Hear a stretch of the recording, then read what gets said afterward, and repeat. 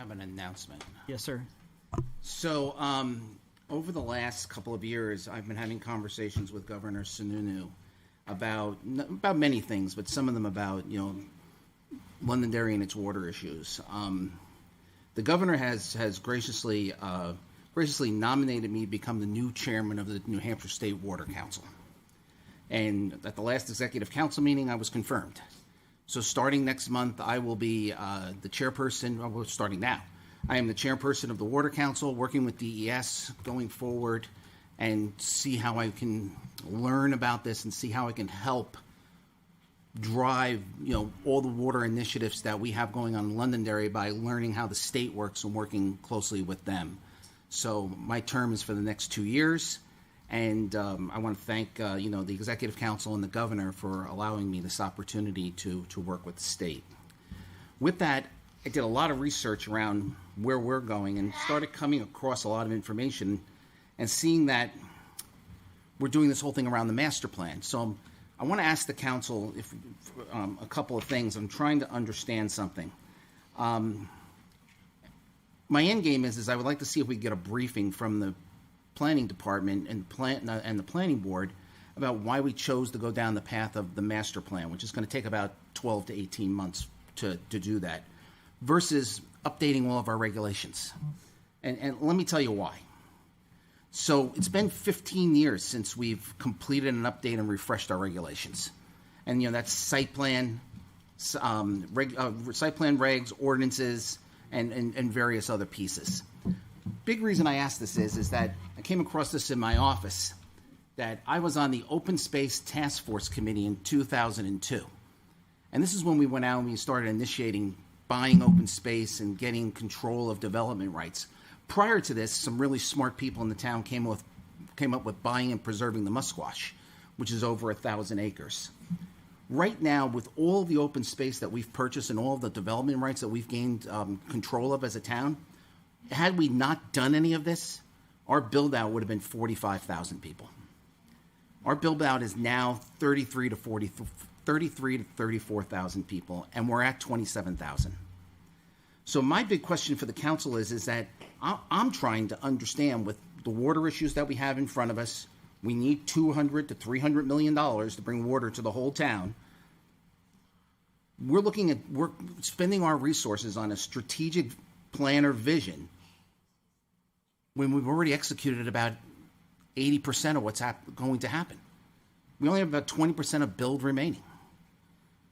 So I would also like to ask the council to work with the planning department and ask the questions of what actions do we need to review with our state representation in Londonderry to go change laws. For example, building moratoriums are mostly, illegal. For the most part, illegal in New Hampshire. Well, why can't we ask for that to be changed? We have things such as, we have zero authority to limit growth. We can't stop it. The planning board can't stop it. The town council can't stop it. I mean, people have land rights. We're Dillon Rule State. An example is many years ago, we were given a workforce housing law, and it was mandated. To this day, we still can't get an explanation of what our fair share is as a community. Nobody can tell us. We have to guess or go to court. So my ask of the council is, I guess I have two asks. One is that these are kind of nice, and maybe we can ask Cameron to see what it would take to reward people and say, hey, you did a good job, and remind people that we appreciate them, with a little bit of a certificate of appreciation. But the other thing is that what I'm looking for from the council is can we ask the planning department before we get into budgets and everything, not necessarily the department, but the planning board, why did we choose the path? I'm curious. Why did we choose the path of a strategic vision when we really need to execute the plan that's already in place and adjust our regulations accordingly? And we're not doing that. And we don't have the bandwidth to do it. We can only do one or the other. And I just think we ought to find out. So that's my ask of you. And if you think that's a good idea, I would ask that you have a consensus to ask the town manager and direct him in such a direction. Council? No, they're certainly good things to think about, and different ways to be thinking about them instead of how we've been going down the path that we've currently been going. So I think certainly it would be helpful to have probably the chair and the vice chair of the planning board and representative from the planning department to come to a meeting, hopefully before budgeting really kicks off. As the member of the planning board and the master plan committee, I can only speculate per se on what I see from my perspective. I feel like we are going down the road with the master plan, but we are going down the road with updating the regulations somewhat. Now I get you can put both in one bucket and push farther faster with one. I get the old master plan was 80% done. We took a look at that. We took a look at what was checked off. That doesn't mean communities ever get done with doing a master plan. I do think it is important to keep updating a master plan periodically to see what the new visions for the community argument are. here. And things have changed. So there is value in doing that. The chair of the planning board would know more about why that direction was chosen, but that's what I know. Yeah, what I would say in response to you is that we have burning issues that need to be handled, and we're doing a strategic vision and a plan, and we're not addressing the burning issues. No disagreement here. I'm fine either way. I think the master plan's already started, so to stop it now, maybe we should have tried. We've had 2 meetings. Yeah. Just so you know, Yeah. because I know you haven't done one before, Yeah. it's 12 to 18 months. I'd be fine with inviting them to a meeting and having them discuss with us. Yeah. Okay. So, thank you, John, for bringing that up. I don't know if I call you Councilor Farrell or Chairman or not, but I'm just a counselor. teasing. I think communication is always helpful, and having that communication probably wouldn't be a bad idea.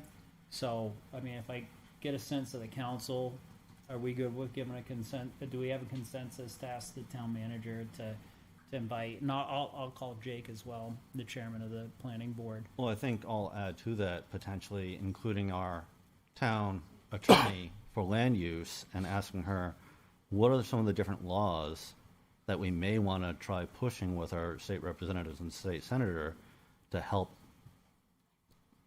the future for us, but also other communities that are tying communities' hands behind their back on development and or water or other issues going forward that they've all, been encountering, that they're like, oh, geez, I wish we could do this or this, but this law is really in our way and really should be either amended or repealed. And I think our land use attorney would provide a lot of perspective, as she probably works for other towns as well who've encountered other issues. What do you say to that, John? Listen, I'm all in for, we have no tools.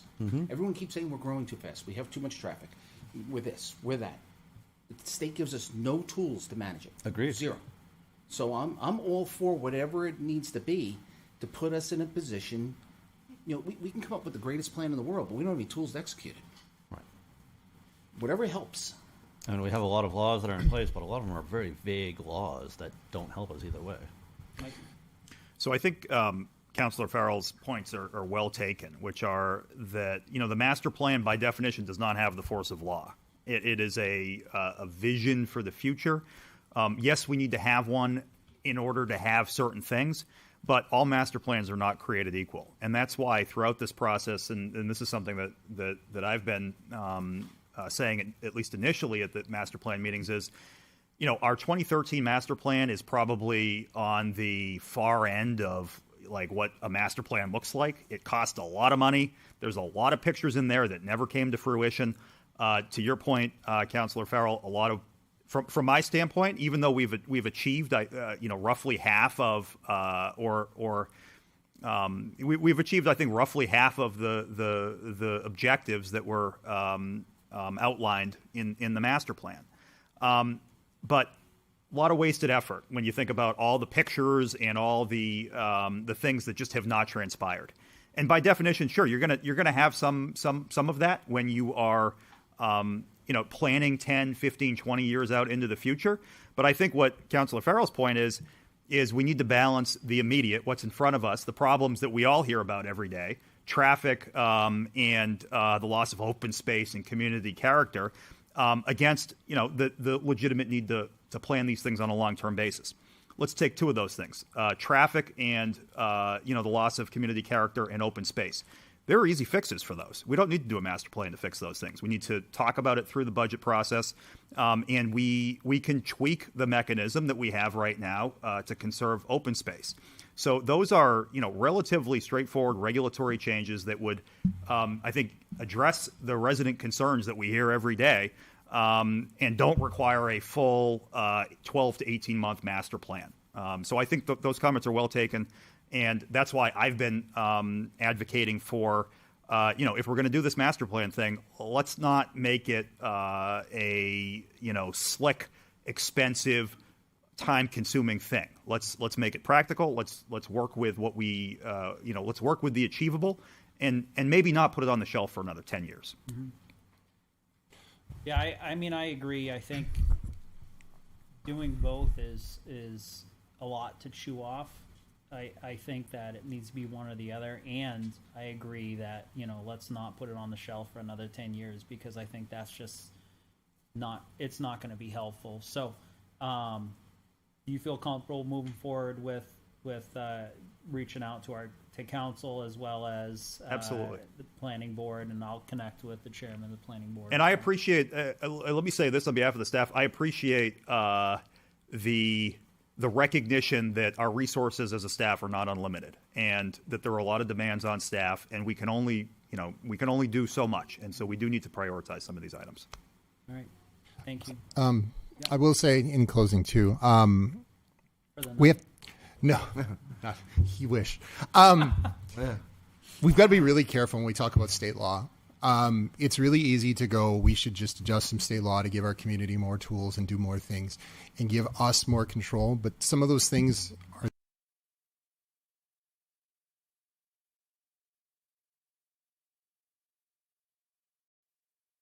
are there for a reason, for overarching purposes that may affect other communities disproportionately. It also gets into a way bigger scale than things that we're doing. And in the same note, we can only push our effort down so many roads. That one might bear the least amount of fruit. So just a caution there.